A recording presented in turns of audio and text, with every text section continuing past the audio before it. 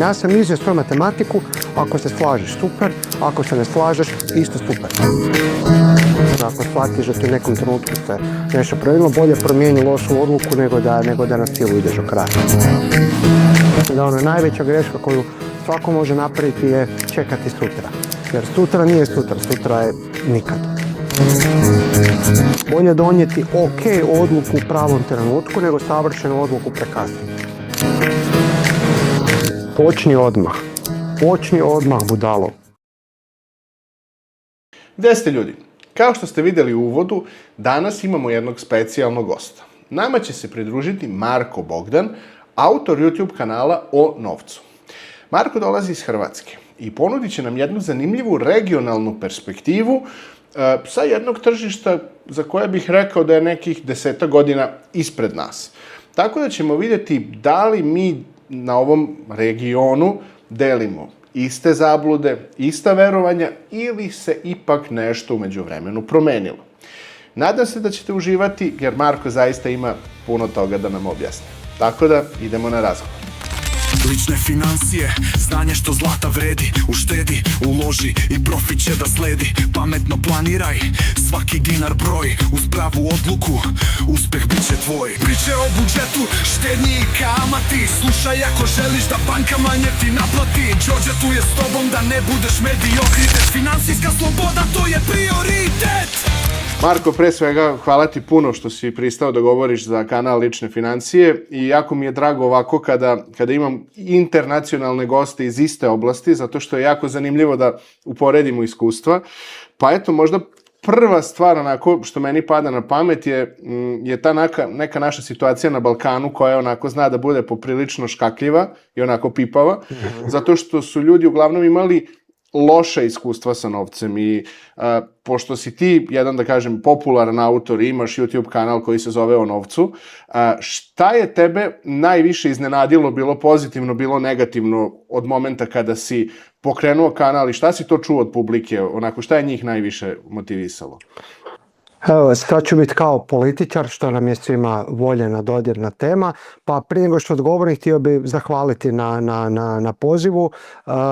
Tvoj kanal mi je izletavao, algoritam ga je nudio već jako dugo i stvarno moram čestitati na takvom uspjehu na tom broju pretplatnika, što je još najčudnije u zemlji gdje po mom dojmu da bi kupio strane dionice moraš ih preko oglasnika kupovati. Kakve su mogućnosti jako ograničene i onda kad vidim to što si napravio na tom tržištu, mislim da bi negdje drugdje napravio još 10 puta više.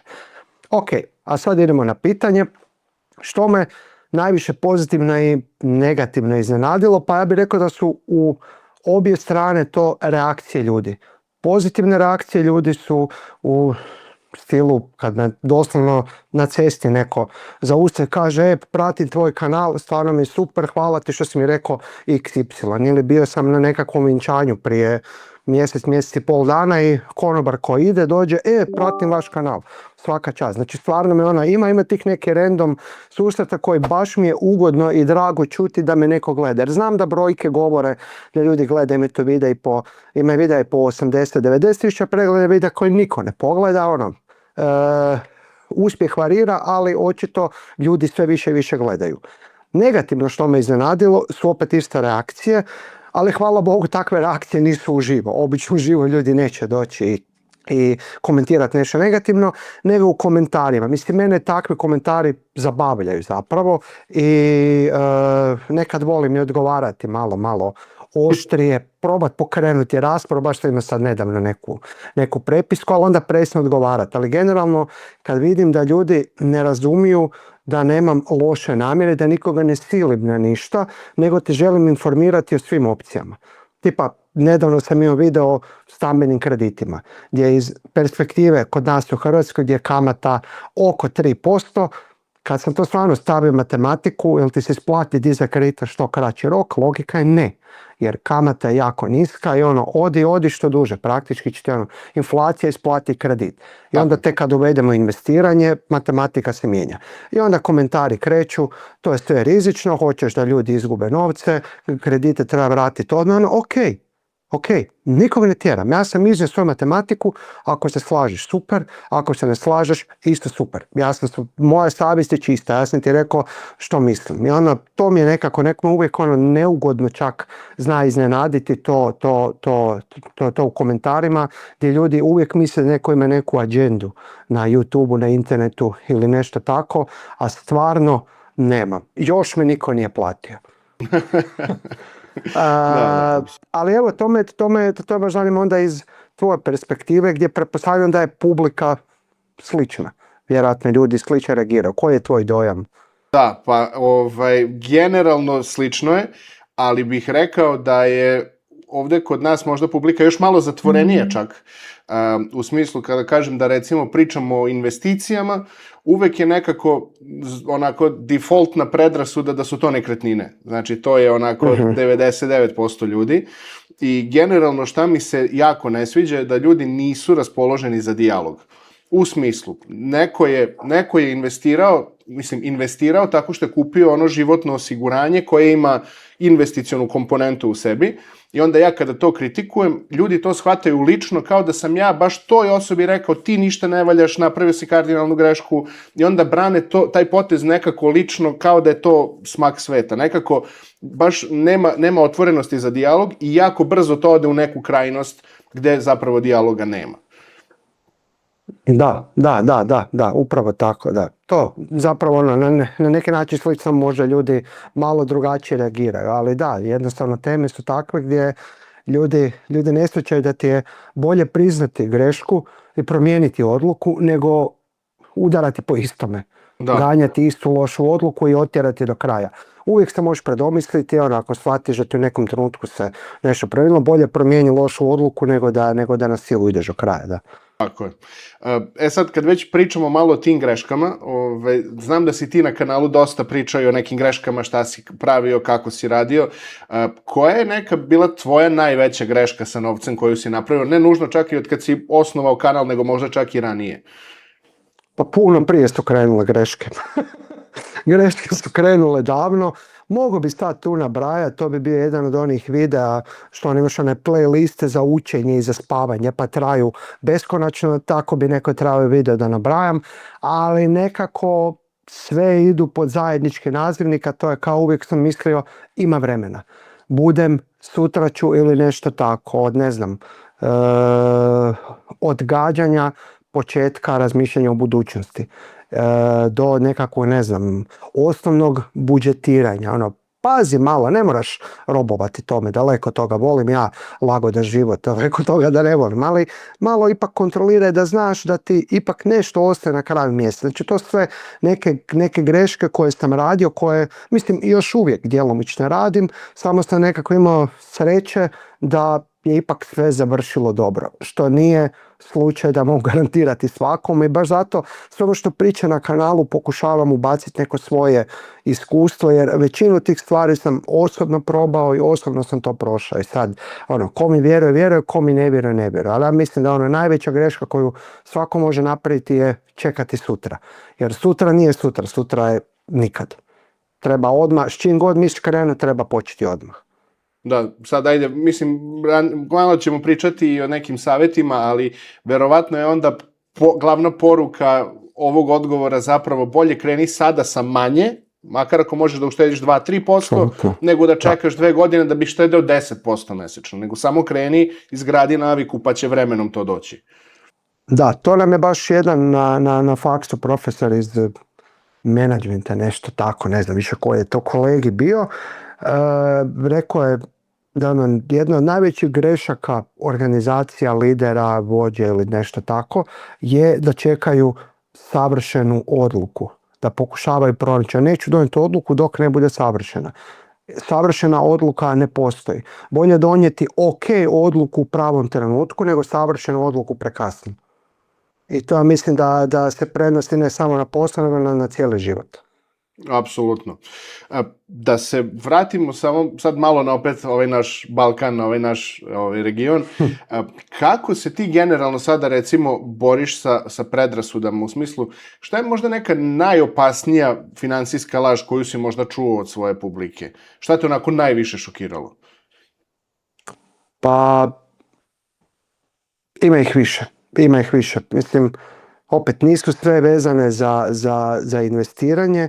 Po meni, što opet čudno će zvučiti, ali po meni ono što su nas za roditelji učili i što u nekim slučajima je istina, ali to je ona priča da su krediti loši. Dug treba izbjegavati, nema ulaziti kredit nikada, bolje grob nego rob, ne znam, ima izreka kakvi hoćeš. Bili su nam, preci su bili maštoviti oko toga. I da, to je imalo smisla kada su to ti naši roditelji proživljavali. Baš sam u jednom videu ispričao da moja mama koja je imala takvo mišljenje, recimo, ona kad je dizala stambeni kredit prije 30 i nešto godina, kamatna stopa je bila 12%. Pazi, 12%, mislim, nenormalno. S tim da nije bila samo 12%. Ona je kad ga ugovorila bila nešto niža i godinu, dvije kasnije se banka sjetila, znaš šta, 12%, ipak ajdem sad plati kamatu onu od početka. Znači, teška katastrofa. Danas, pogotovo u ovim hrvatskim okolnostima, kad ti je stambeni kredit 3% plus minus, možda nešto malo više, možda nešto malo manje, kad imaš hrpu zakonskih zaštita, znači nema vraćanja u prošlost. Znači, ako sam to dogovorio, to plaćam. Imaš fiksnu kamatnu stopu opet u Hrvatskoj za cijelo vrijeme trajanja kredita. Ne mogu reći da je kredit loš, stambeni kredit. Jasno, postoje nenamjenski, potrošački, to je pak druga tema. Ali to me nekako mi je žao kad vidim da ljudi su to prenijeli od svojih roditelja, ponašaju se po tom istom i zapravo se uvaljuju se u nekakve, ne mogu reći, težak život. Plaćaju više i brže nego što bi trebali zapravo, iako im to nema smisla. Ima onda ona klasična, štedi ko cvrčak i mrav, štedi pa će sve biti dobro. Da, to je opet za njih vrijedilo kad nisi imao opcije osim štednje. Danas samo štednju uz ovu inflaciju, pa bolje da onda živiš i potrošiš novce nego da ih štediš. Ako samo štediš, treba ti nešto više, trebaš zaraditi nešto na te novce. Znači, te neke postavke koje su nas svima ugrađene u glavu, mislim da dobar dio nas još uvijek drže iza i da trebamo biti spremni, trebamo biti prilagodljivi, trebamo biti spremni, ovo što si rekao, da ljudi nisu spremni na promjenu mišljenja, spremni na diskusiju. Znači, to ja mislim nije čak toliko problem koji su neki mitovi koje vjerujemo, nego što nismo spremni u prosjeku u većini slučajeva spremni odustati od tih mitova. Da. I sad možda ovako čisto da nadogradim tvoj odgovor, da li misliš da je možda onda ta neka generalizacija zapravo problem, da kažemo aha, svi krediti su loši ili treba uvek štedeti i da to zapravo u financijama nikad nije tačno, nego zavisi od slučaja do slučaja? Apsolutno, baš sam jučer sam neko predavanje nešto sam držao kratko i moja teza je bila da ljudi precjenjuju rizike investiranja. I onda sam pitao ljude kao koliko vas se vozi s autom? Ne bi vjerovao svi. Onda pita koliko od vas čita novine? Svi. Koliko od vas je u novinama vidjelo da se događaju prometne nesreće? Svi. Zašto onda voziš s autom? Ako postoji rizik od vožnje automobila, zašto voziš autom? Znaš da rizike. Ajmo to prevesti na investiranje. Ako voziš auto po nekim pravilima, ne prolaziš od crveno, ne voziš jako prebrzo, ne pretičeš kroz selo u kontrasmjeru, nemam pojma što sve ne radiš, više manje možeš računati da će ta tvoja vožnja proći ok. Isto tako u investiranju postoje pravila koja ako ih se držiš, možeš računati da će tvoje investiranje proći ok. Tako da ja mislim da ima tu puno prostora još za napredak. Da se prebacim sad malo na onaj drugi deo financija, a to su neke navike koje ljude drže siromašnima.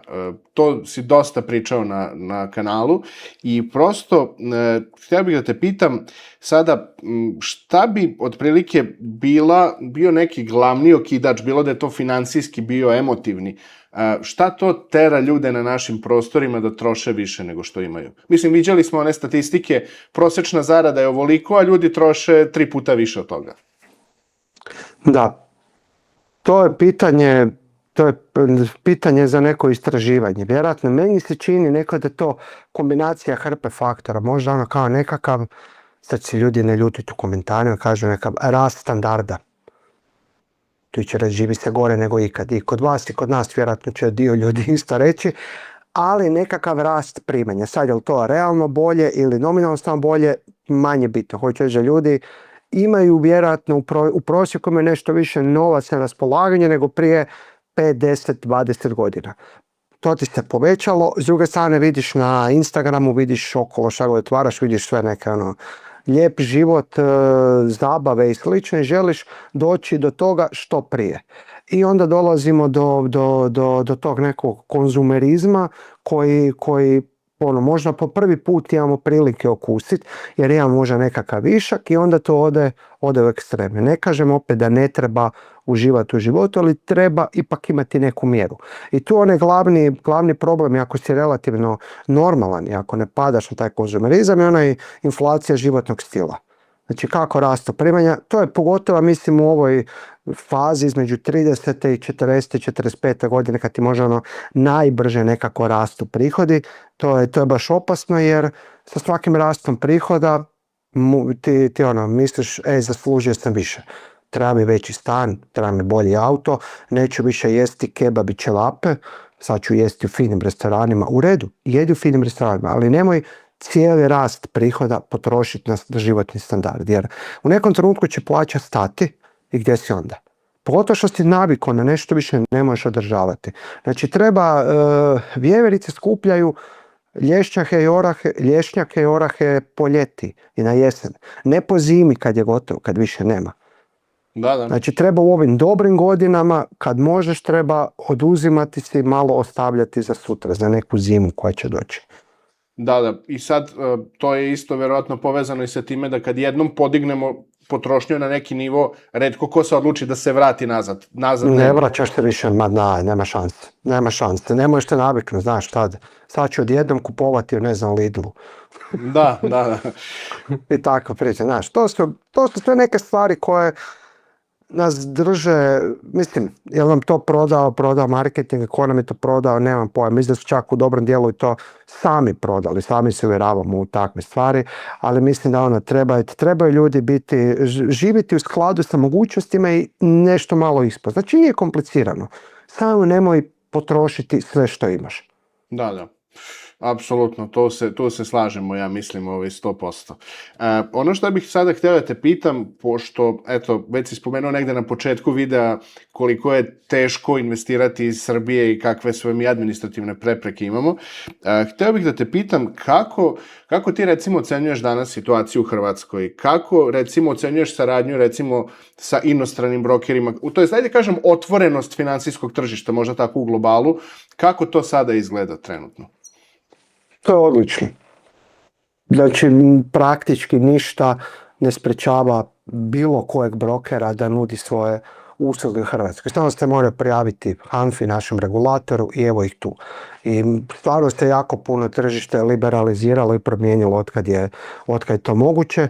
I to čak ne bi rekao je došlo kroz te primarno brokerske aplikacije, došlo je s leđa, s boka je došlo je kroz Revolut i takve stvari, gdje su ljudi počeli koristiti Revolut da bi kupili kripto i mogli trošiti na karticu novce od, ajmo reći, zarade od kripta, kako u kojim godinama. I onda je Revolut postao, iz godine u godinu postao i stvarno jako često korištena platforma za investiranje. Jer ti sad, da ste otvorio Revolut na mobitelu, baš sam jutros gledao iz nekog razloga, imaš 2300 ETF-ova na Revolutu. Znači, ti ne trebaš prolaziti neke Interactive Brokers, ne znam kakve platforme. Revolut ima dobar dio Hrvata, u džepu ti je brokerska aplikacija. Mislim da je to stvarno odlično što je ljudima na raspolaganju. Ali nije dovoljno. Trebaju ljudi znati što kupiti, trebaju htjeti investirati. Znači imamo preduvjete, sad samo trebamo izgraditi svijest ljudi da to počnu koristiti. Da. A kako recimo ocenjuješ to, recimo, da li su ljudi sad recimo upoznati konkretno sa hrvatskom berzom? Jer evo gledamo, Crobex beleži fantastične rezultate i da li uopšte ljudi povezuju to da kažu, mogu ja sad da investiram u neke domaće kompanije, u domaći indeks, da li se tu nešto... To je baš čudna, jako čudna situacija u Hrvatskoj, jer lakše ćeš kupiti dionice u Japanu, da ne govorim o Americi, nego dionice na Zagrebačkoj burzi.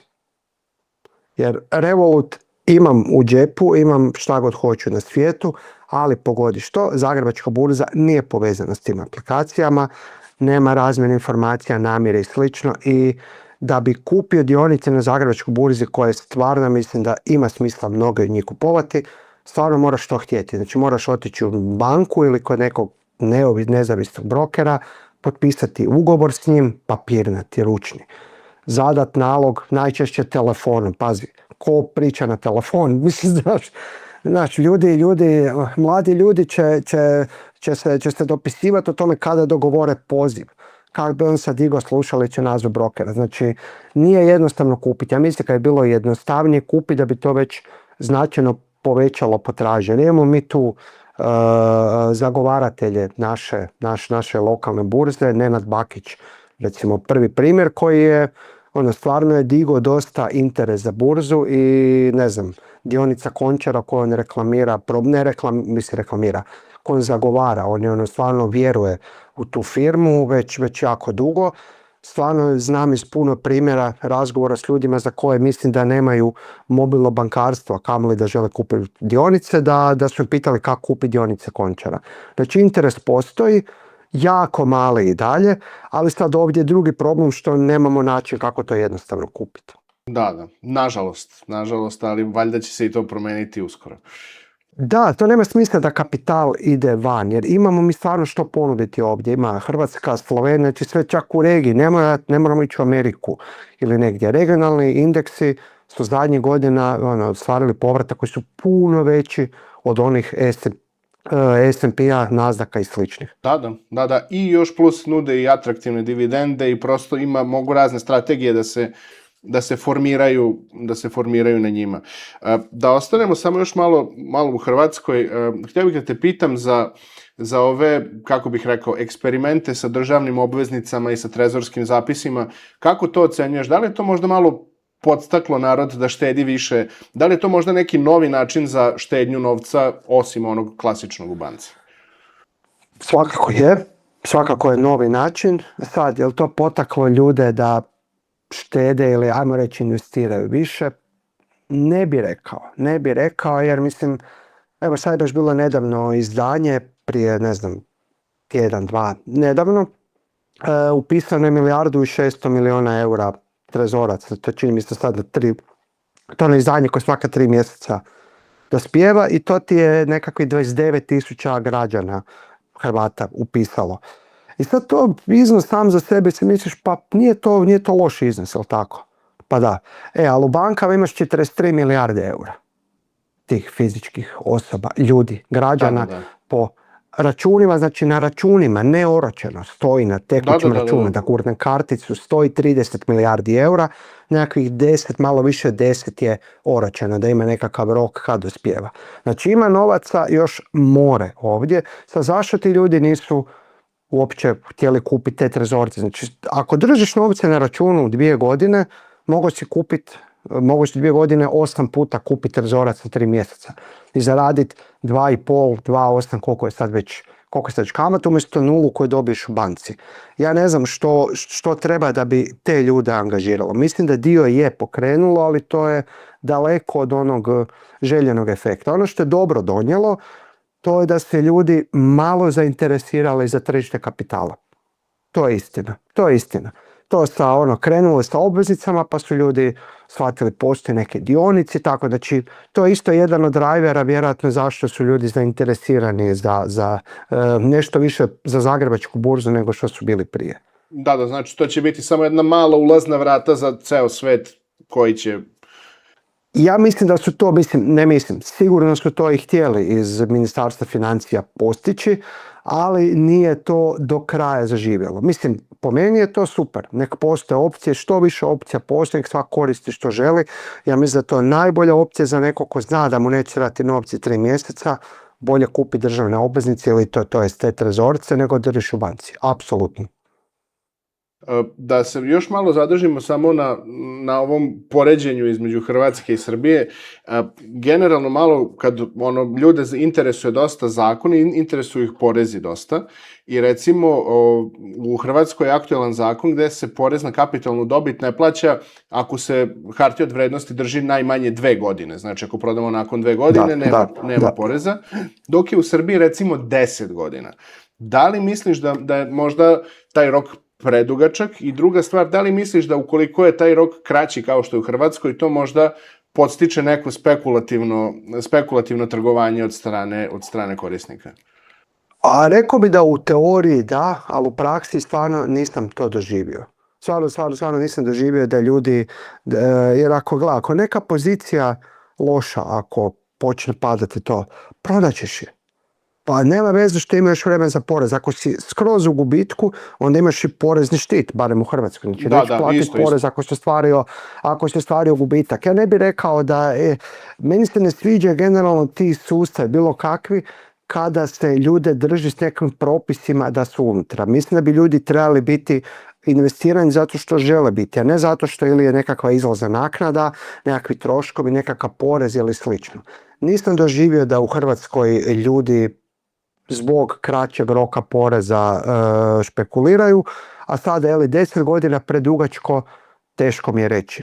Ovisi, ima tu nekakvih izuzeća, tipa ako prebacuješ iz jedne investicije u drugu, ne vadiš na račun i slično, ali ima kakvih izuzeća? Pa jako retko. To se obično... Jako malo, aha.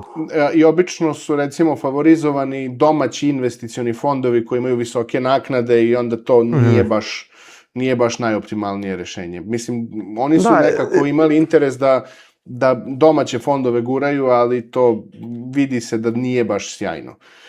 Tako da... Da, ja bih rekao da je možda najbolji način da se favorizira investiranje. I sad, dok god si investiran u bilo što i da možeš prebacivati iz dionice A, B, C, D u ne znam što, dok ne realiziraš zaradu, dok ne vadiš dobit, takav princip mi ima smisla i to onda možeš gledati jako dugačke rokove.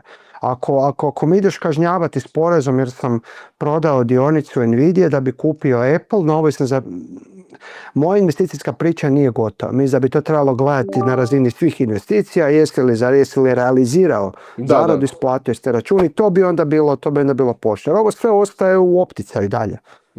Jeste, ali onda bi vjerojatno porezki prihodi bili mnogo niži i onda bi to sad, ali da. Ali to i nisu tako neki veliki prihodi. Pa ne, da, moram apsolutno. provjeriti, ali to je toliko zanemarivo, ne znam kako kod vas, ali Hrvatska živi od PDV-a, ne od tog dijela poreza na dohodak. Tako da bi rekao da tu i nije nekakav monetarni interes u pitanju, ne znam koji je. Da, apsolutno, ali ajde onda da to ostavimo ovako nerazrešeno. Htio bih sad nešto praktičnije ovako da te pitam.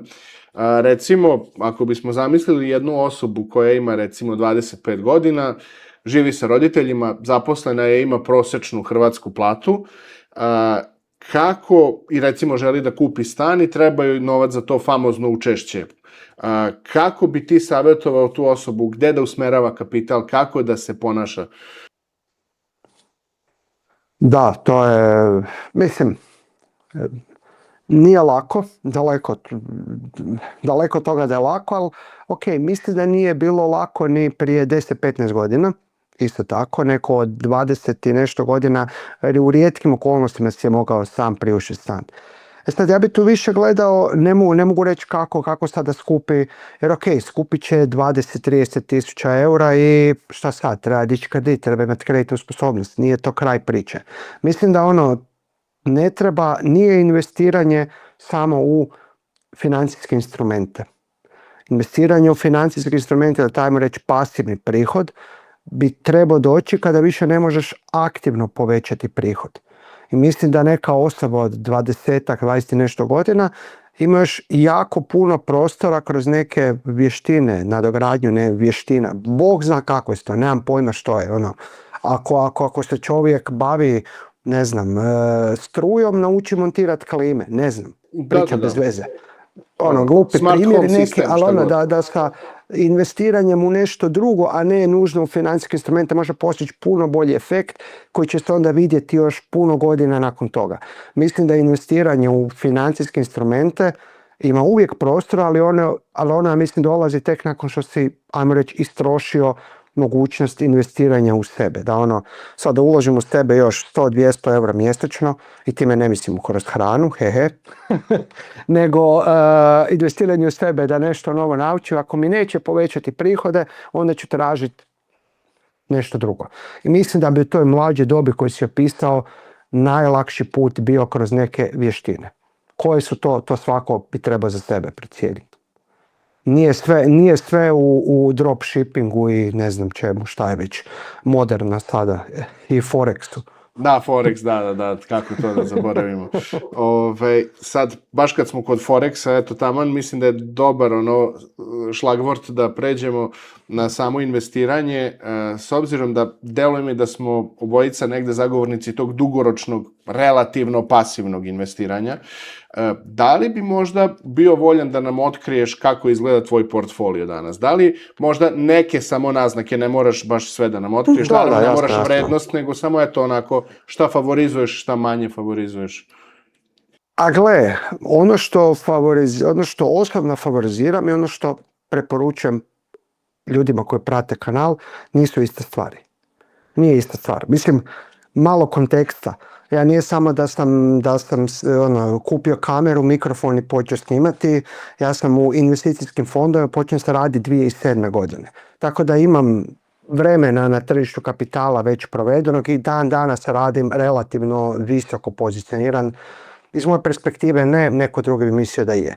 Ali nije to bitno. Bitno je da zapravo ja sam spreman preuzeti puno veći rizik i puno ću to aktivnije pratiti i kontrolirati taj svoj portfelj nego što mogu očekivati od nekog ko gleda moj kanal.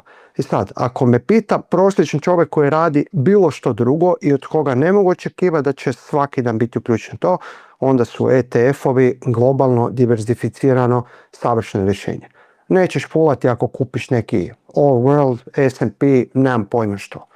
Za mene kojim je to donekle, ajmo reći, posao, ja ipak preuzimam puno veće rizike jer znam što mogu izgubiti i znam koliko mogu zaraditi i znam reagirati kad se nešto loše dogodi. Tako da moj portfelj je, ajmo reći, da je u dobrom dijelu pasivan, ali ne kroz ove globalne diverzificirane ETF-ove, nego čvrsto vjerujem u Rumunjsku.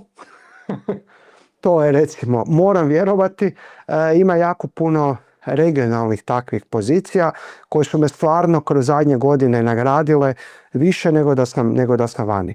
To nikom drugom ne bi preporučio, svima drugima koji, kažem, ne bave se time, uvijek bi preporučio odi globalno, puno ti je mirniji san, ali ja ipak preferiram nešto drugo. I sad objavljujem jednomjesečno, pokrenuo sam kao uplaćujem u taj Genius gdje radim i uplaćujem 50, sad se 75 eura u nekoliko portfelja.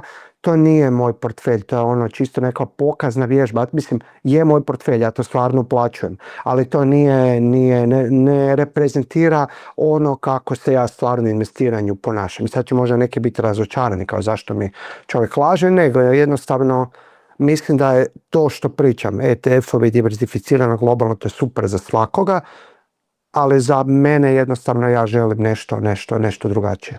Da. Pa evo, ja ću ti dodati samo jedan mali onako deo moje situacije. Recimo, najveći deo mog portfelja su S&P 500 i Nasdaq 100 kao ETF-ovi, ali recimo relativno velika pozicija je Tesla kao kompanija. Ti si ga baš duplirao po svakoj razini. I ja sam u nju ušao tipa 2017. godine još. Dobro, da. I sada je tu situacija da neko vidi moje pozicije danas. Tesla, idem ja da kupim. Ne, danas nije vreme za to. Danas je druga situacija skroz. Tako da, apsolutno upozoravam ljude da ne kopiraju tuđe trejdove, da ne kopiraju pozicije, nego da pokušaju da razumeju zašto je neko to uradio, pa onda da pokušaju kroz svoju analizu doći do neke pozicije koja ne mora nužno biti ta kompanija i onda da investiraju tako. Ali da je onaj pasivniji deo apsolutno bezbedna zona i da ukoliko neko ne želi da eksperimentiše, ne mora. Da, baš to i zapravo ne ispada, možda će neko sad pogledati, licemjerno, radiš drugačije nego što govoriš, nije istina. Prosječan stvarno čovjek ne može si priuštiti pad od 10-20, da vidi takav pad kad je krenuo rat u Iranu i onda sve padne, mislim beznačajno, 15% padne, neko bi tu prekinuo sve, maknuo se, ali ako si dugo u tome, ako znaš kako treba reagirati, nećeš i to je, zato mislim da za prosječnog čovjeka stvarno ne treba tražiti dalje od globalnih ETF-ova, ali evo ja osobno imam toga, ali imam puno rizičnije. Da. I možda ovako da probamo da zaokružimo sada ceo razgovor, da se vratimo u period kada si imao 18 godina i da si mogao iz ove perspektive da daš sam sebi jedan zlatni savjet. Koji bi to savjet bio? Počni odmah, budalo. To je budaletina, nemoj čekati, ne moraš imati, možeš početi sa ničim. Znači to mi je glavni zaključak s kim god, kad god pričam. Ovako, sad ću matematiku neku. Ovo je vjerojatno jako zanimljivo ljudima gledati kako čovjek projicira brojke, ali 100 eura mjesečno, 40 godina ulaganja, 10% prinos. Čisto da bude okruglo. Ukupno si uplatio 48.000 eura. Nakon 40 godina stanje 632.407 eura. Razumiješ? Ogromno. Ok, ali recimo nisi počeo na vrijeme da imaš 40 godina vremena. Ajmo reći da si počeo kasnije, da si počeo ajmo reći do penzije, do 65. Ulažeš, počneš sa 25, treba ti 100 eura mjesečno da dođeš za 630.000 eura. Ako počneš samo 10 godina kasnije, znači sa 35, tebi treba mjesečno 270 eura da bi postigao sličan cilj. Znači skoro 3 put više. Ako počneš sa 45, znači prepolovi se vrijeme, 800 eura mjesečno. Vrijeme ne možeš kupiti, mislim možeš, ali je puno skuplje nego što misliš tada kad si trebao početi. Znači vrijeme je daleko najvažniji faktor i kogod ima vremena dovoljno, nek počne odmah sa bilo čim. I sad ja nemam 100 eura mjesečno, nema veze. Imaš 5 eura mjesečno. Bitno je početi stvoriti naviku i naučiti se kako to funkcionira. Ne moraš čekati, opet se vraćam prije 20 minuta, neće nikad doći idealan trenutak. Kad ti plaća poraste, porast će ti apetiti, doće djeca, žena, ne znam šta, sve će se nadograditi. Počni odmah i povećavaj te investicije kad god možeš. Znači počni sa 5 eura mjesečno, briga me koliko. Kad ti to postane biti beznačajan iznos, povećaj na 10. Kad to postane biti, kad više ne ostiš, povećaj. I brzo ćeš doći do toga da si došao do nekakvog značajnog iznosa, ali najvažnije stvorio si naviku i počeo si na vrijeme, dao si složene kamate da radi svoje. Da, apsolutno. Marko, a ne sad ganjati sa Rumunjskom i Teslama te zaostatke od prije. Da, apsolutno. To može još pogubnije da se završi ako krenemo agresivno. Da. Marko, hvala ti puno. Ja verujem da će gledalcima ovo biti jako interesantno. Ako slučajno bude nekih zanimljivih komentara, ja ću biti slobodan da ti prosledim, ali svakako se nadam da ćemo za neki period moći da ponovimo ovo, jer verujem da će biti veliko interesovanje za ovaj razgovor. Onda ću morati smisliti neke nove argumente. Pa vidi, meni su već pala neka provokativna pitanja sada dok si pričao, ali neću da ti ih postavim, da ostavim nešto u rezervi. Čuvaj. Tako da, Marko, hvala ti puno i naravno, bit ću slobodan da te pozovem za neko vreme za još jedan razgovor. Apsolutno. Hvala tebi, pozdrav svima. A naravno, hvala i vama na gledanju. Vidimo se sljedeće nedelje u novom videu. Ćao! Klikni, nauči, svaki trošak piši, od malih investicija postigni cilj viši. Lične financije zaprati odmah, da u budućnosti ne budeš siroma.